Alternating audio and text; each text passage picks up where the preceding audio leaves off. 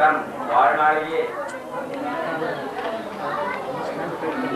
தொண்டாக தொண்டாற்றிக் கொண்டிருக்கின்ற தென்மொழி ஆசிரியர், உலக தமிழ் முன்னேற்ற கழக நிறுவனர் பாவரையர் பெருஞ்செல்வனார் அவர்கள் தலைமை தாங்கி நடத்தியிருக்கிறார்கள். அடுத்து இந்த மன நிகழ்வு அறிமுக உரையை தஞ்சை பல்கலைக்கழக சொல்லாய்வு அறிஞர் திருவாளர் பா அருளி அவர்கள் நிகழ்த்தியிருக்கிறார்கள். இன்னும் பல பல தமிழின உண்மையான சான்றோர்கள் இந்த நிகழ்வில் கலந்து கொண்டு தமிழினத்தின் விடிவுக்காக சிலவற்றை இங்கு சொல்ல இருக்கிறார்கள்.